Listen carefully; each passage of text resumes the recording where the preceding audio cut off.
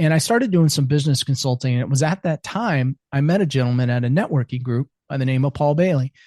And we were at this networking group, and we met afterwards and had lunch, and we said, man, there sure are a lot of takers in that group. Just a lot of people, dingalings, that want to lead, but that they don't want to reciprocate. Right. And we call those leg humpers. That's one way to put it, for sure. Thank you. I guess that probably won't play on the True Man podcast, but it definitely plays right here. Yeah, it is. Hell yeah, it does.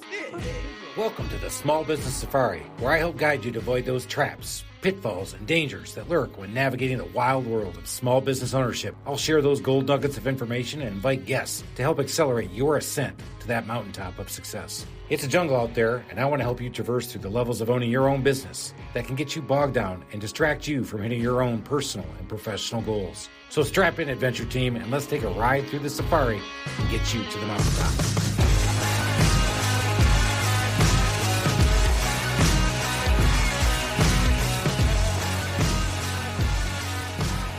Here we go, Small Business Safari, and here's the episode title. I don't know where this is going to go, but we might as well give it a shot. And Mike says, well, I'll follow your lead. I'm like, hey, don't know if you want to do that just yet, big guy, but we're going to do it anyway. Let's do it. All right, we're on. So we've had quite a day getting ready for this, so we got a cheers. Cheers. I'm drinking. We earned this one. Yeah, between a water leak in the house, chasing away feral cats, and then busting a couple beers wide open, we are now ready to rock and roll. It was your phone. The cardboard was a little soft. I pulled a 12-pack out of your fridge, and it just dumped on the ground. I love that he goes, "This isn't it a total kid response right there?" I didn't do it. It was my fault. I didn't do it. But the cardboard was wet. No, I did it. Oh, okay. And I'm still spitting out glass out of my beer, but you know what? No, I did it. I made a huge mess. Isn't that funny? I really feel bad. Have you ever chipped a bottle at a bar and you're like, I'm still going to drink it? Because there were probably about 8, 9, 10 places in there I could have said that's what she said, and I held back the entire time. Awesome. And there he is, Mike Van Pelt from the True Man podcast. Not the false man, not the I almost was true man, not the I didn't tell you the total truth man. He's from the True Man podcast. The vague man. The vague man. So, Mike, welcome to the show. Looking forward to digging in, just kind of seeing where we go. And well, he said he'd follow our lead. So here we go. The last time somebody told me that on my show, it didn't work out so great. Anyway. We digress. So I had a chance to go on Mike's podcast quite a while ago now, a year and a half ago. And I had it was such on a good St. time. Patrick's Day a year ago, actually. Yeah. Oh, that's right. That's right. And he said, man, I really enjoyed this. This is good. I said, all right, I'll get you on my podcast. And so here we are a year and a half later. I said, hey, Mike, I have an opening. No, I didn't. I've talked to everybody I know. You're making me feel really important right now. Oh gosh. Everybody I know said no. Can you please come on? Yeah. And then we also told her right before we get on. And we were sharing stories about, you got to be an interesting guest, guys. You guys are all listening in on this, and you're maybe in your cars, maybe you're going for a walk, maybe you're hitting hard at the gym, listen to the podcast, which I don't ever do that. But you're listening to this, you got to have some fun. That's why we're here, right? Have some fun with it. So what we said is, Mike, if you're not fun, it's a hard out of 25, buddy. So let's make it fun. And he's like, okay, no pressure. I'm feeling a lot of pressure right now. Yeah. So, Mike, before I get going, where the hell are you from originally? Well, it's funny. I grew up in central Iowa. I grew up in farming country. Now, I was a city kid, believe it or not, in a little town of 13,000 people, if you can call that a city kid. So I grew up in Iowa. Bounced around a little bit. My wife and I, after we got married, I went down to Arkansas, spent 3 years down there going to school, went back up to Iowa, met my wife, and then we got married and left there, went to Texas for 9 years, landed in South Carolina for 14 years. What part? Now I've been in South Carolina. Yeah. Spartanburg, Greenville, Spartanburg area. Nice area, man. Yeah. The Beacon. Yeah. Yeah. Yeah. Have you been to the Beacon? No. What's the Beacon? It almost it's like the Varsity. Well, except for it's the Varsity on steroids in my opinion. Yeah. Well, yeah. All right. So for our listeners in Australia and Tasmania, all 15 continents, you right. should probably flesh this out a little bit. Yeah, I know it. 15 continents. I love that. You've added a lot of continents to it. But all right. So what is the Beacon? Well, it's a heart attack on a plate. Is really. It's it's one of these real I've only been there once, believe it or not. After all those years I was there, I went there once because the food's not so healthy. But I mean, it's not healthy at all. You mean no? Yeah, excuse me. You You mean know- if you ain't frying it, you ain't eating it. So it's this massive building, and by the way, It is big. Yeah. presidential candidates that come Yeah. through South Carolina stop at the Beacon, and they used to have this guy. Did you ever go there when there was the guy that called the orders? JJ was the guy's name. Yeah, he would shout at you, if you didn't get your order in right away. So at Waffle not Waffle House, at the Varsity, there's the whole line of people, and they're going, "What do you have? What do you have? What do you have?" Here, the entire line funneled through JJ. Yeah. And he had his own language because he'd been working there for 50 years. Yeah. And so you would order, I'll have the fried shrimp platter and fries, and he would turn around and say something that you had no idea what he said. Yeah. But the crew knew it, and it was part of the deal. I love it. He was blind too. Was he really? Yeah. Yeah. I don't know if his whole life, but towards the tail end of his life, he couldn't see, but he was still working until the day he died. Really. So yeah, I wonder you got to go to the Beacon. All right, I'm gonna. I can't tell you how many times I've been to Greenville. I mean, any restaurant that has on their menu a plate of plenty, you're filling up on something. So I would ask you what your proudest moment is, but everybody, blah blah blah, my kids, blah blah blah, my marriage, whatever. Come on, you know what? Give me something unique. And Mike has a unique, really cool thing that he did. He mentioned I was in Arkansas. For Is it being years. the international bestseller? He is the international bestseller, but he is an author. I'm not. I guess I could say I was an international seller. You're an international seller. I'm just missing the best part. Yeah, I did sell a couple books in Spain and in England. I know that because they contacted me, but yeah, not exactly best. All right, here's what Mike just said. I happened to be in Arkansas for just a couple of years. So Mike, did you go to the University of Arkansas? I did go to the University of Arkansas. And what did you do there? Extracurricular wise, besides studying and drinking, blah, blah, actually, blah, blah. yeah. Well, that was, and right therein lies the problem. That was all the extracurricular. No, I was down in Arkansas during the early 90s, and I was a manager on the basketball team while Nolan Richardson was there. Oh. And so spent 3 years basically with a top 10 college basketball program. They went back to back, right? Yeah. Well, listen, here's the funny thing. I did not get to go to a Final Four. So I was inches away from a Final Four. The first year I was there, we played Kansas in the Elite Eight and to go to the Final Four. The one thing that sticks out in my mind is before you play that game, you have your practice, and then they take you in the locker room and they measure you for a ring. Wow. Which is nice. Yeah. If you get one. I mean, but if you don't get to the Final Four, they give you this nice NCAA watch. Yeah. You didn't get measured for the watch. Yeah. But no, we led that entire game. And then with less than 2 minutes left to play, Kansas came back and beat us. So I didn't get to go to a Final Four, but I was at the Elite Eight and got to experience 3 NCAA tournaments, which is pretty incredible. In fact, I was there when we transitioned from the Southwest Conference to the SEC. I was on the actual last Southwest Conference championship team. And then the year after we came to the SEC, we won the SEC's, the first Southeast Conference championship team. How about that? I just thought it was cool because I was in Charlotte at the time where Arkansas went to the Final Four. And they came, and my buddy was working in the AD department and got me a ticket to the championship game when Clinton showed up. And I was able to, and that's the first time back in the 90s. Now it's the security we all just expect. But when you didn't expect it, you had to go through all this stuff. And here I am, this lowly little college kid, and I got a ticket. I was up in the bleeds, but I was there. And I remember Nolan Richardson and the Arkansas Razorbacks. Yeah, it was cool. I mean, Clinton was there. I mean, again, I thought that was cool too. So anyway, I thought that was pretty interesting. And so did that. It was a good experience, you know. Did you? So says, and that's why it was 3 years. Not. I thought maybe he just accelerated and studied through quickly. No, studied through. Yeah, that's a whole other.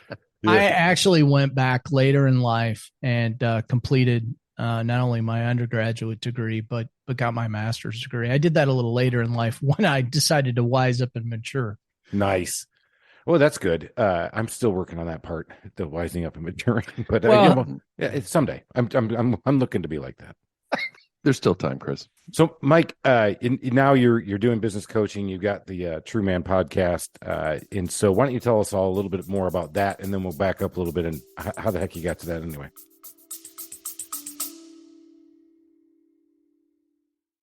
Do you have what it takes to start your own business? Are you tired of the 9-to-5 corporate job and ready to make that leap into entrepreneurship? You need to check out From the Zoo to the Wild, the book by successful entrepreneur Chris Lalvani.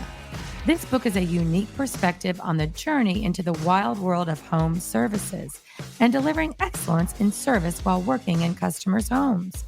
Lalvani shares his path to success in this industry, including proven customer relationship strategies, award-winning customer experience processes, and a unique approach to training a team of service technicians to perform at the highest levels. Whether you're a small business trying to scale or a franchise operation, From the Zoo to the Wild will give you the mindset, habits, leadership style, and customer-oriented processes to succeed as a small business owner in the world of home services.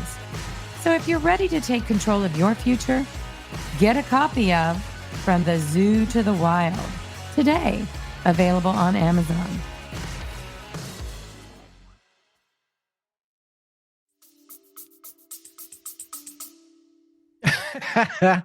Well, I'll have to tell you how I got into it in order to tell you why I'm even doing it. Really, will that work for you? Sure, let's do it. Yeah, I had several years of sales and business experience, and there was a certain point where I wasn't really feeling totally fulfilled in it, I was in insurance and financial services for a while, and I went to a leadership course that they put on. It was over 6 months, and it was absolutely fantastic. And when I got done with it, I was like, what the heck do I want to do? And then I looked around and realized, you keep telling your kids that it's important to get a good education, and you didn't complete yours, because you were having way too much fun at practice and in the bars when you were in Arkansas. So I went back, worked with somebody, and I decided to go back and complete my college education. And then once I got my undergraduate degree, I tried to go back out in the workforce, and everybody was like, well, you've been a stay-at-home dad and you're in this little town of Spartanburg, South Carolina. I don't have anything for you. And I had been doing tons of stuff in the nonprofit arena, very active in my church. And I love nonprofits. I love what they do and what they bring to the table. And I thought, man, you probably headed down the road of becoming an executive director of a nonprofit. But what do the executive directors have that you don't? And I'm like, well, I got to get my master's degree. So I went back and got my master's degree just to further confuse everybody in the workplace. And I was really not having any success. Spartanburg, South Carolina, wonderful place to live, heavy manufacturing, home of BMW North America, heavy manufacturing. I'm not a heavy manufacturing guy, right? I need more white collar stuff. And I was really not having much success. And it was during that time I said to myself, you got the knowledge and the skills and the ability to do this on your own. Just do it. Just take the leap. And I started doing some business consulting. And it was at that time I met a gentleman at a networking group by the name of Paul Bailey. And we were at this networking group, and we met afterwards and had lunch, and we said, man, there sure are a lot of takers in that group. Just a lot of people, dingalings, that want to lead, but that they don't want to reciprocate. Right. And we call those leg humpers. That's one way to put it, for sure. Thank you. I guess that probably won't play on the True Man podcast, but it definitely plays right here. Yeah, it is. Yeah, it does. It's visual. It's a little. It's okay. It's okay. I'm with himself on your leg, and you can't take it off. I just had one of those happen again. I'm like, dude, we got to stop. Affleck, I got it. I know it. I've already said no. You just started your business.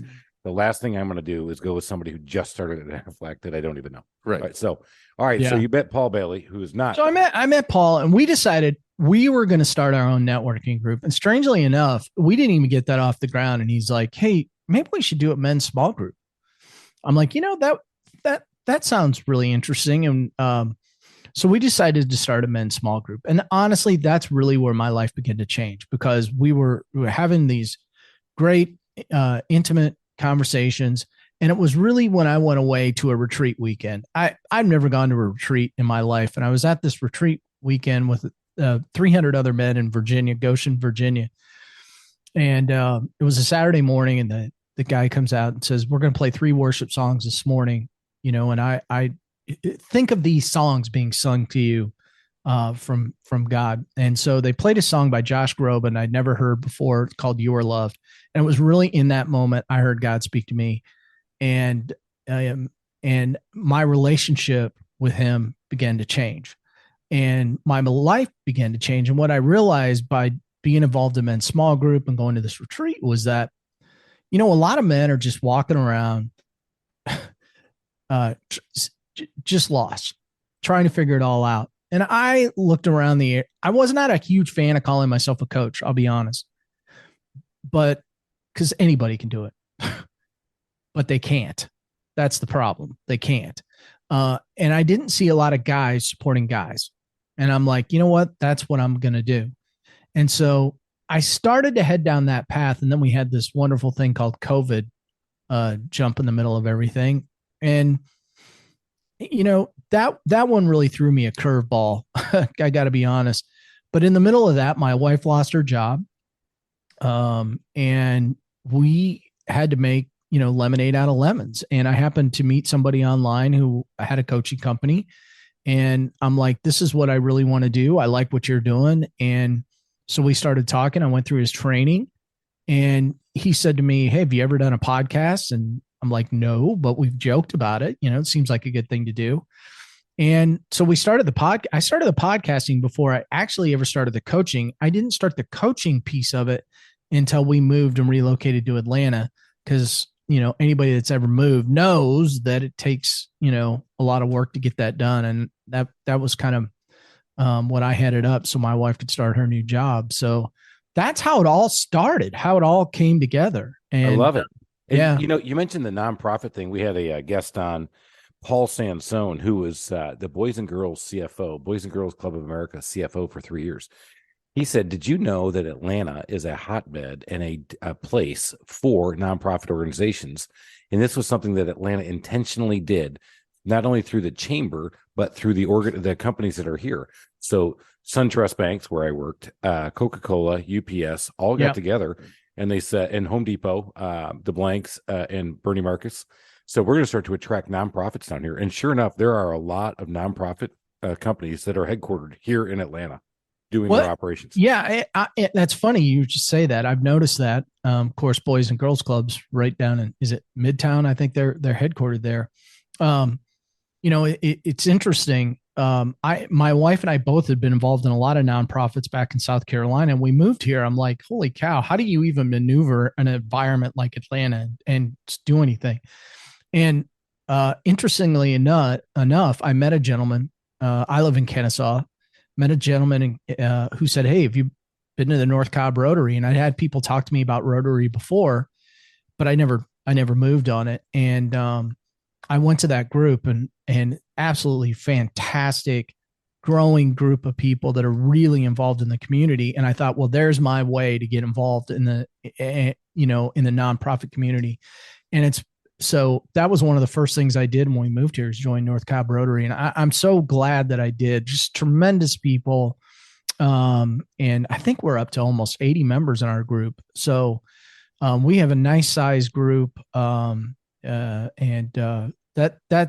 been good. That way I kind of keep my finger on the pulse of what's going on in our own community. I think a big point that again comes up, and it's a common thread we've heard, is that when you're trying to start your own business, okay, in this case, we're talking about coaching or speaking or perhaps launching a book, the way to do it through networking. We got to get out there. Obviously, you listen to Mike, he's got a personality. He doesn't mind pressing the flesh and talking to people, but, getting into the Rotary, trying some other things, getting with other people, that's been a path to success. And it goes back to, the old trite phrase, it's not what you know, it's who you know. And but that does ring. It does. And Mike mentioned something just a second ago that's really resonating with me. You went to that retreat, and there's all these guys that are lost. And there's some pretty staggering statistics out there as to how few close friends men have today. And just compared to like 1990, the number. So most guys don't even have 3 or 4 close friends anymore. And so if you're thinking about starting a business and you don't even have a personal network, and I think with COVID didn't help and social media doesn't help. And so people are just getting further and further isolated. So, networking is a huge thing, and it's not the easiest thing for some people to do. No, there's a great book out there, Networking for the Introvert. I forget who authored it, but it's so important because you get that group. And he actually just hit on something. You're right. I skipped right over the fact that he got closer to God, and I was like, yeah. It's a small thing. God noticed. Yeah. All right. Well, at least he did. Yeah, I didn't want to step on that one again. True man. Hence his water leak. And the beer leak and the hissing cats. I mean, come on, what more sign do you want, Chris? This has been one of those days where he's like, "Hey, buddy, perhaps it's time. Perhaps it's time to go back in person to church as opposed to watching the 30-minute mass on mornings." So I get so used to that. This Catholics, they have the morning mass on Sunday mornings now for 30 minutes. I'm like, oh, I love this. I told my dad. Do you play it at 1.5 speed? No, I no, but check this out. That is the best cup of coffee and bathroom break I've ever had. Oh. For 30. If you've ever been to a Catholic mass, like when we go, the kids are always like, I gotta go to the bathroom. Oh, this 1 hour, all of a sudden, bathrooms it's like rampant, right? And they're gone, and they're like, "What'd you do? Get lost?" No, you know what you're doing. I'm like, "Hey, listen, kid, I went to Catholic school all my life. I know the drill." So, all right, back to Mike. Sorry.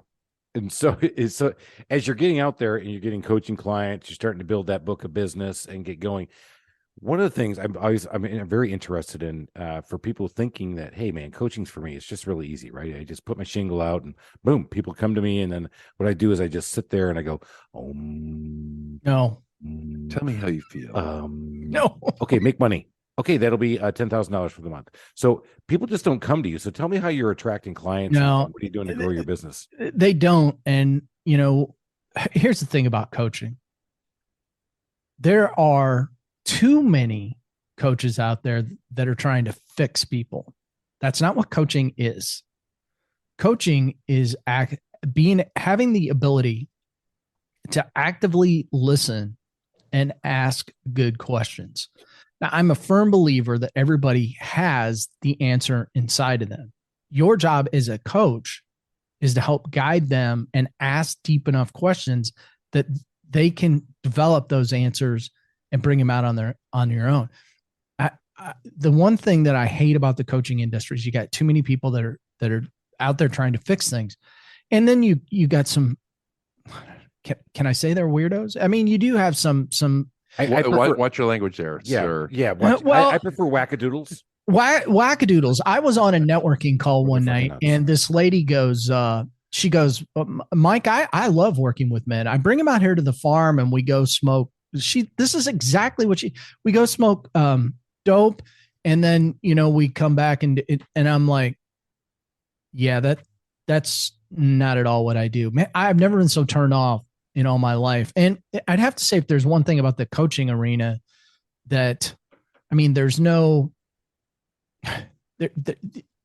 way to filter anybody out. Like anybody can call themselves a coach. And low barrier of entry to the title. Yeah. Right? I always say, do your homework. And then, but there's certification that you have to get, right?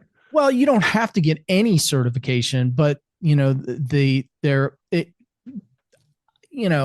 I'm not looking at getting a certification. How am I differentiating myself? So one of the things that I do is, the podcast was a great way to differentiate myself right off the bat, because I show up every week. As you guys know, anybody can start a podcast, but the average podcaster doesn't get past 7 episodes because it turns out it's work, Whoa. Yeah. I did not know that. We're past So, hey, baby, we're actually coming up on 100. Mike's going to be in the 90s. I'm slightly ahead of you there. I think I put out 106 today. But, yeah, you're ahead of us. Wow, I did not know that. Yeah, it's like 7 episodes, but it's not very many episodes because, they find out that there's work involved in it. And, And you don't immediately get a Spotify contract for Joe Rogan and get to go to Austin, Texas with $100 million contract. No. Yeah. That did hurt a little bit, didn't it, Chris? But the beautiful thing that came out of that, when you talk about networking, Chris, is that you start meeting people and it's awesome. You build these natural relationships. I've had some strategic partnerships come out of them. I have a very significant company that I'm working with right now that is, I don't even know where to begin with how big that is. But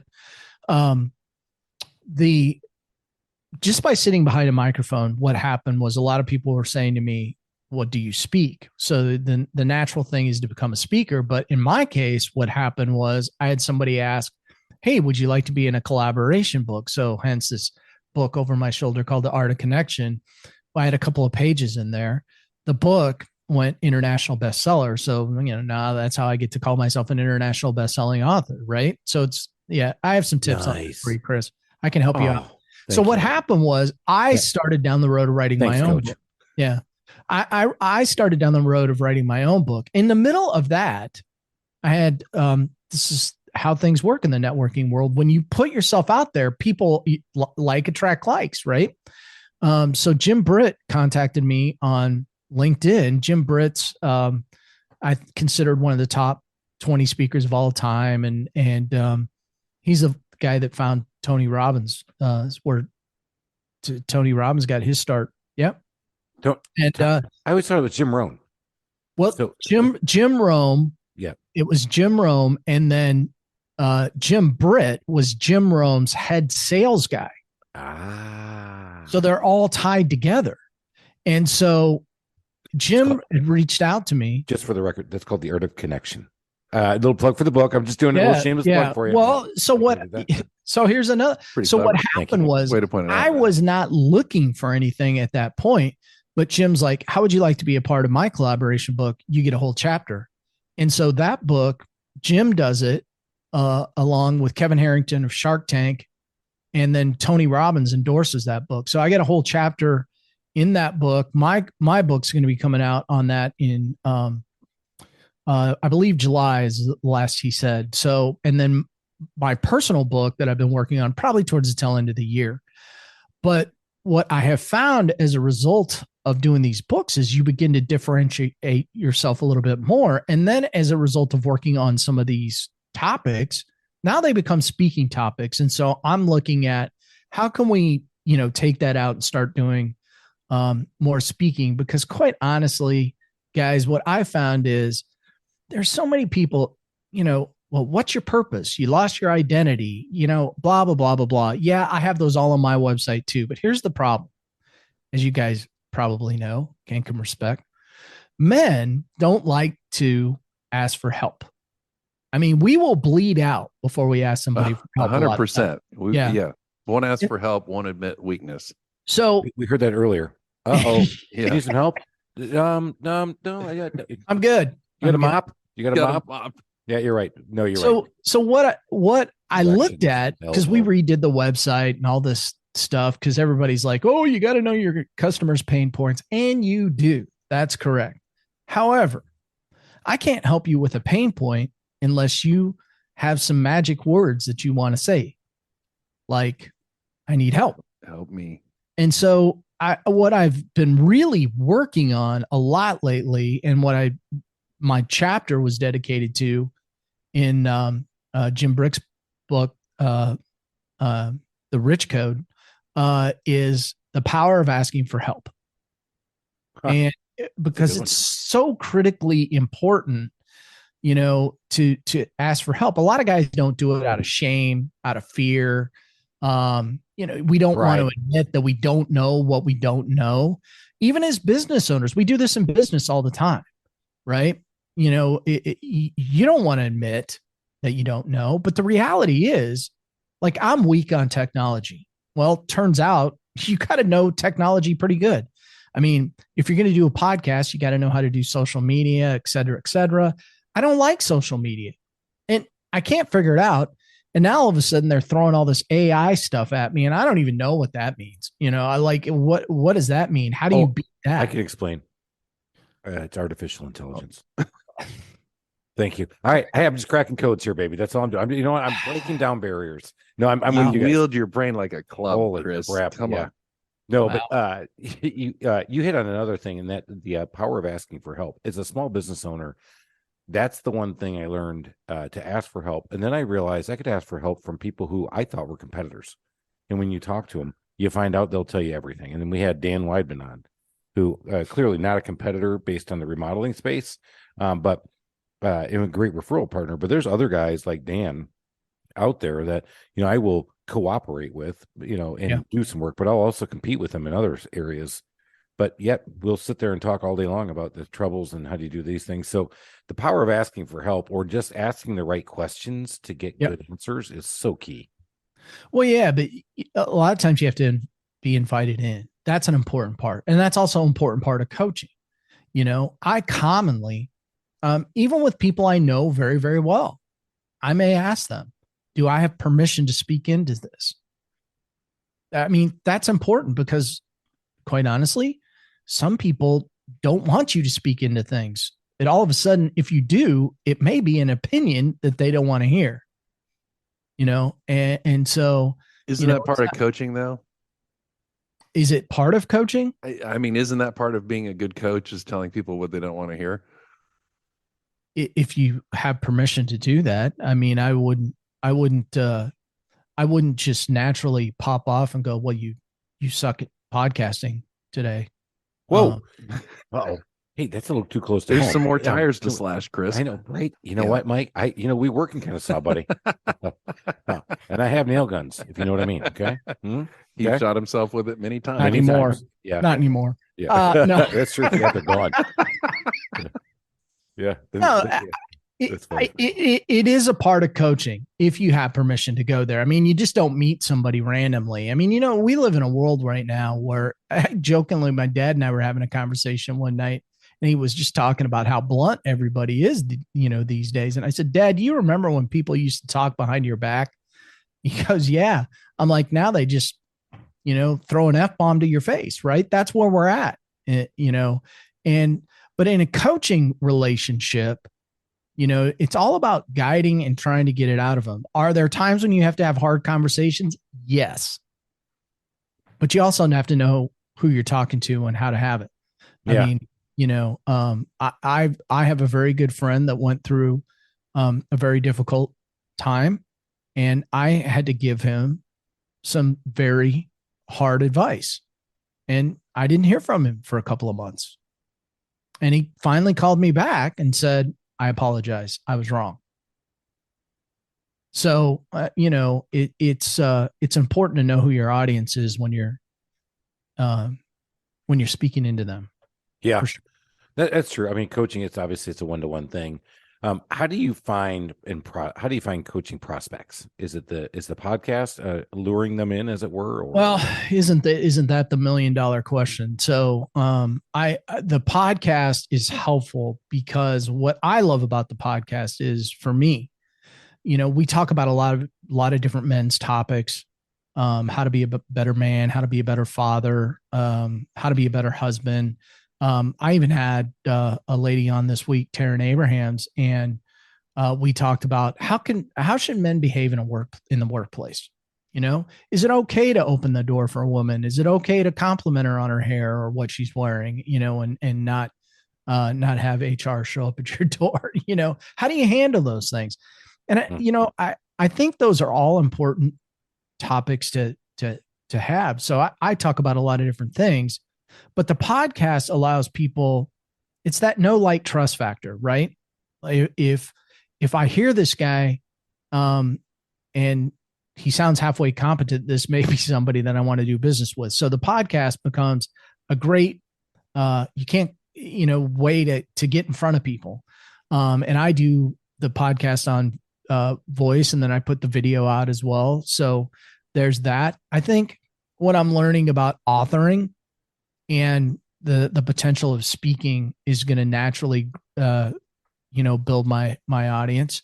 And just the podcast thing is an art. I got to say, you guys know this. I mean, and how you do it and going out on other people's podcasts.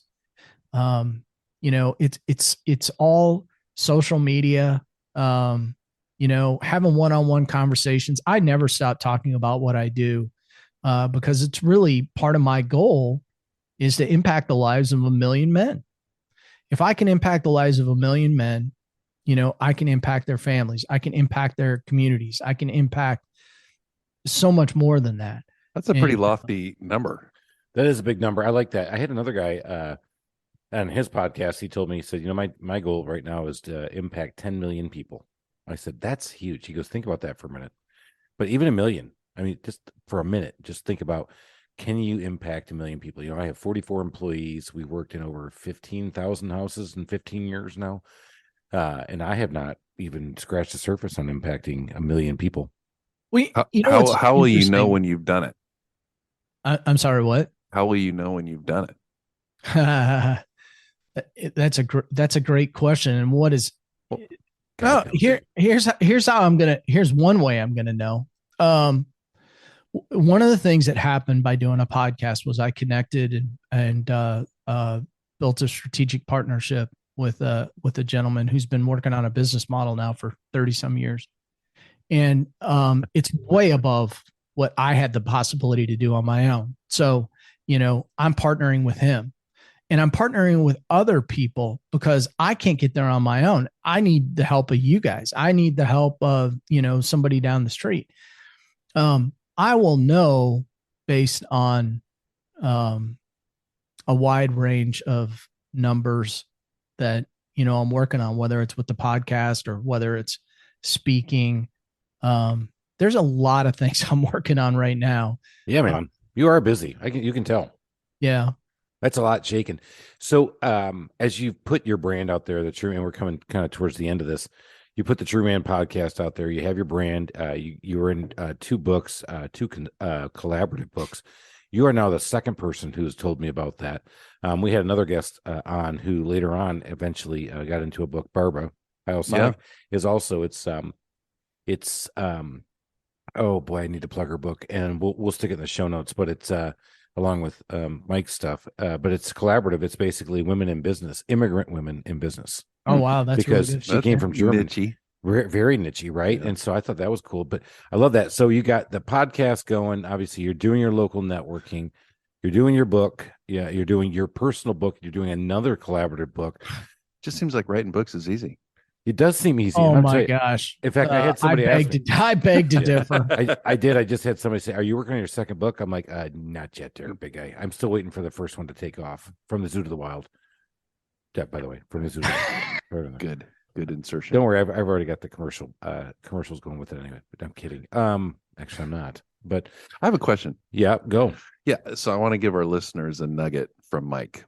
So I was looking through your website. Great website, by the way. Everybody should check it out. So you can plug it now if you want.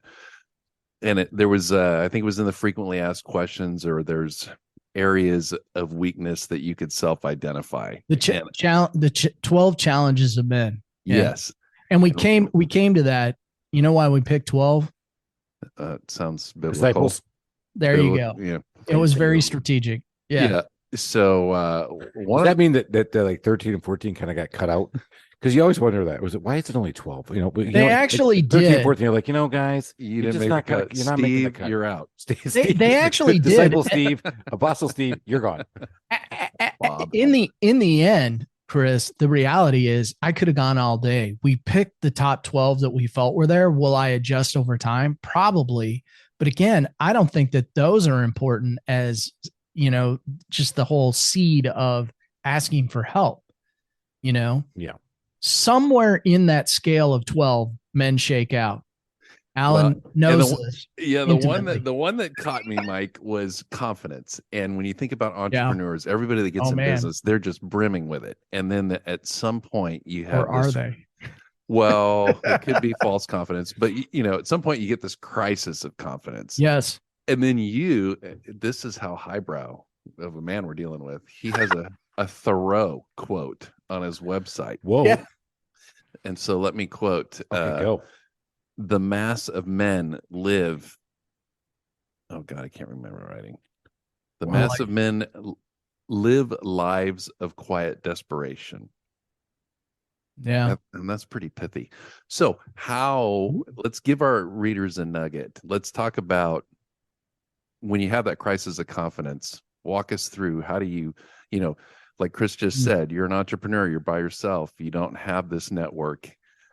I mean, what can you say to people to help them get through that?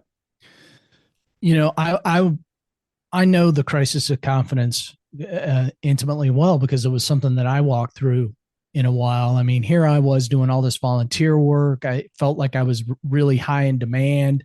Felt like I was doing everything right. I was getting certifications, I was getting degrees, and yet it felt like nobody wanted me. Right. And so my confidence suffered, like, well, I must not be worthy to be a W-2 employee or something. And I went through quite a period where that was the case. And so did it have anything to do with my ability? No. I have the same knowledge, skills, and ability now that I did back then. I just internalized all those no's. And I think what also happened during that period of time was I was feeling a lot more isolated. And this is something that I think small business owners and entrepreneurs happens to them a lot, is they isolate themselves and they try to figure out everything on their own.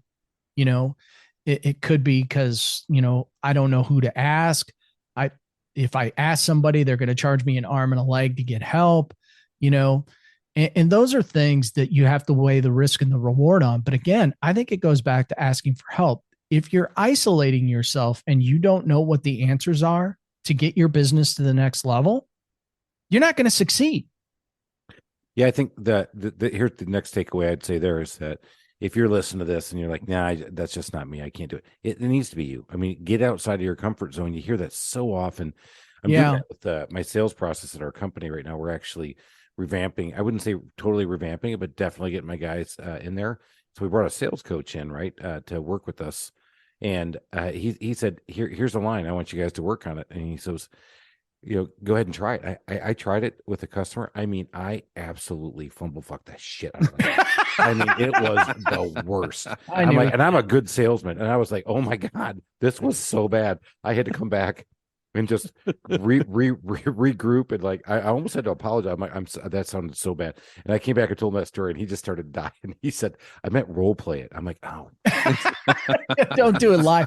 You know what's funny, Chris? When I first started down the entrepreneurial trail, I thought, well, I'm going to help people, with these simple one-page business plans and help them get.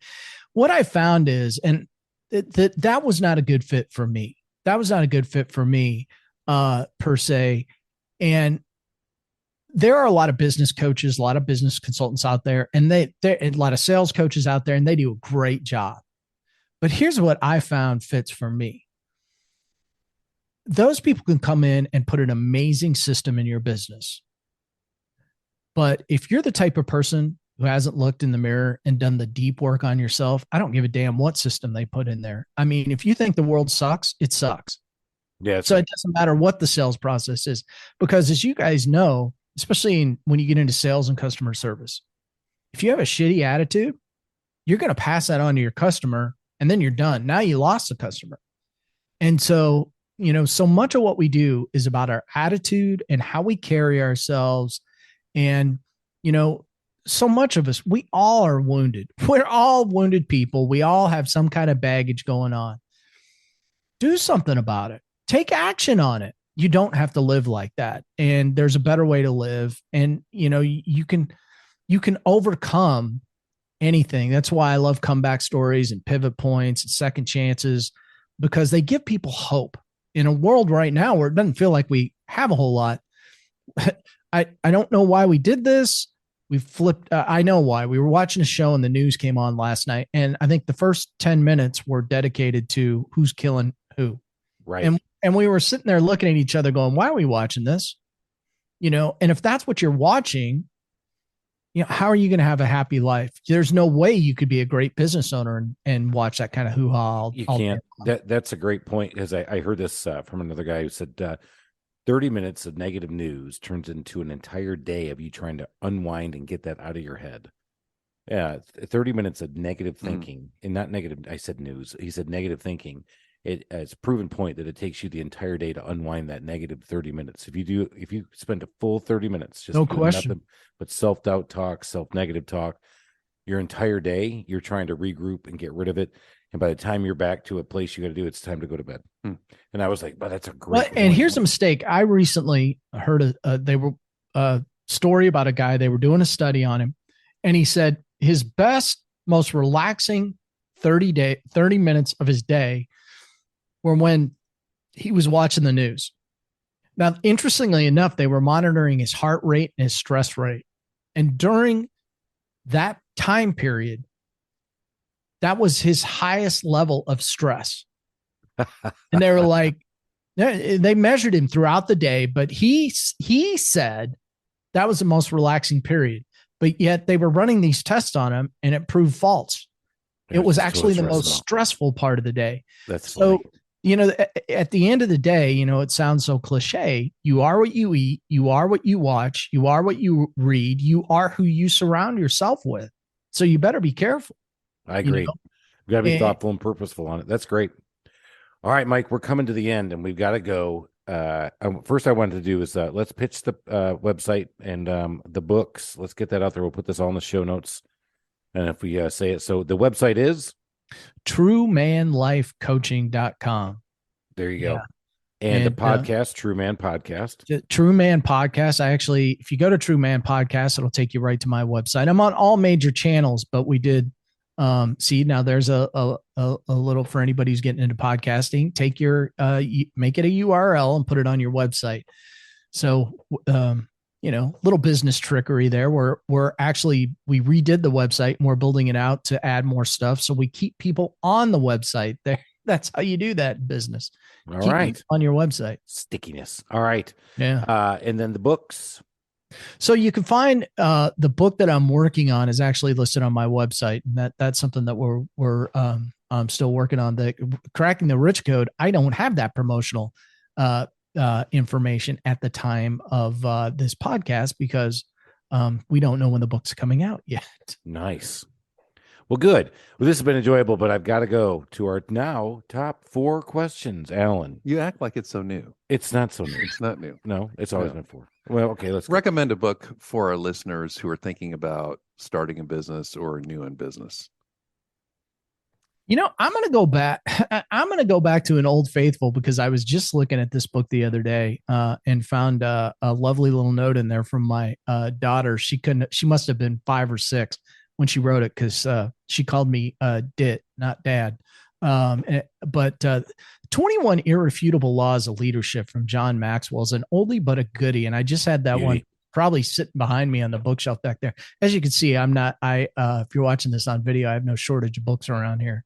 But that one's an oldie but goodie. I like that one. I have that same book. I love it. They do make you look smarter because we've got just bourbon bottles behind us. Right. You've got all these books. We're in the bar, baby. We're in the bar. The bourbon bottles are off to the side. and empty. But we'll keep going. All right. Next question. Number B. And now we have 4-part questions. And so B, what is your favorite feature of your house? You know, it's kind of funny you would ask. We just got done with about a 6-month remodel on our house. When we bought the house a couple of years ago, it needed to be updated. But I have to say the keeping room is probably our most favorite part of the house. It's just a very comfortable place to hang out and watch a Braves game and have a couple of drinks, maybe. Right. Oh, hey, I know about that. And go Braves. Love that. Yeah. We're having a good season. 2023. This might be another one. We'll see what happens. Gotta stay healthy. Going to a couple of games. Gotta stay healthy. Yeah. But definitely a fun thing for me to do. All right. The next question is when you're out there getting customer service, you know, you're out there, maybe going to a restaurant, you maybe you're going to, oh boy, he's already. So give us a customer service pet peeve of yours because we are customer service freaks. Let's go. Man. You brought up restaurants. Put a smile on your face. Say hello. Talk to me. Build a relationship. That's where great salespeople are born, being waiters and waitresses. And so many people just like walk up to the table. Hi, I'm Jim. I'm your server tonight. Right. Jim's not going to get the same tip as, hey, my name's Rachel. How are you guys doing today? Where are you guys from? Okay, let's go ahead and get started. Oh wow, Rachel, I'm going to tip you more. I like you. All right. Yeah. You're right. I love that. Put a smile on your face. We actually tell our ladies in the office to smile when the phone rings. So when that phone rings, they can hear that smile. You can hear it through the phone. That's right. Absolutely. That phone call right there, when those people come in and they're, thinking about your service, that's the first person they hear. That is the first and best representation of your company. And if somebody's not on it, it sets a really bad expectation right off the bat. 100%. All right. Now, this is our favorite one. My favorite one. And we want a DIY nightmare story. I don't want to hear about beer bottles busting in your buddy's basement. It was a cement floor. We're going to get over that. No feral cats. No feral cats. I want fire. I want water. I want mayhem. I want locusts. I want something. We have had our share of issues since we bought the house, but I'll give you water. Oh man. Here we go. We were in the house 2 weeks and we had a backup from the a master bedroom or ensuite, if I'm being politically correct. And Ensuite. So the guy comes out, he takes care of it. He says, I don't even know why he said it. He's like, if this happens again, we might have to do a little digging on the outside. So 2 weeks later, we get the backup again. He goes, man, we got to start digging. Something's not right here. So we've been in the house less than a month, and the pipe leaving the house and Are you on sewer or are you on city? Sewer. Yeah. I mean, sewer or septic? Sewer. Yeah. Okay. Oh, here we go. So they start digging, and the pipe is basically collapsed. It's laying on the ground. And so we have to replace that. And then we just continue to have these toilet problems. And this guy comes over. Maybe you need to eat more fiber. Yeah, right. Exactly. That was our thought initially. That was definitely what the plumber said. I'd recommend a new diet, full of fiber. So he comes over and he takes the toilet off and he set it back down. He didn't follow you guys. He didn't fully, he told us not to use it. Okay. My son's bathroom's immediately above us and he starts taking a shower, and I don't know what happens. I'm up here in my office. I come downstairs and there's water all over the bathroom floor. So everything that came from his shower came up the toilet and all over the bathroom floor and down into the basement. And anyway, that's a good one. That was a bad one just because, I mean, it's a matter of perspective, Chris. Yeah, it's like the kids today. That's sick. Well, no, that's good. No, that's what it means, Dad. That's what I meant. That's good. No, it's bad. I mean, it's a good nightmare DIY story. Yeah, I'm just gonna say that company, and I went with them, right? Because here's the challenge when you use certain companies, and now all of a sudden, you have something in your house and they warranty it for a year, so you keep calling them back.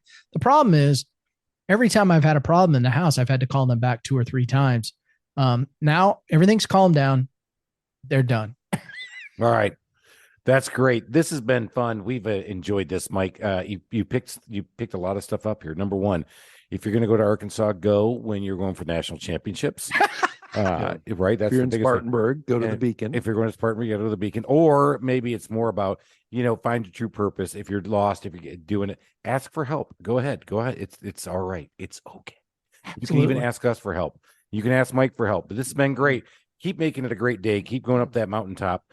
Running your own business is hard. I just got done talking with some other folks the other day. Remember, man, 1 out of 10 businesses succeed. 1 out of 10. Yeah. And we just heard only the average podcaster only makes 7 episodes. And so if you're listening to this, you're actually up in the 90s with us, which we're always going to be behind Mike because he's at 109. He let us know about that. And he's an international bestseller. I heard that too. Right. But don't worry. I'm going to have a little self-talk with myself after this, and it will be all negative. No, I'm just kidding. We're going to make it positive. Quote Thoreau. I'm going to quote Thoreau. Here we go. Thanks again for coming here. This was awesome. Let's get out of here. Let's go make it happen, everybody. Cheers. Take care.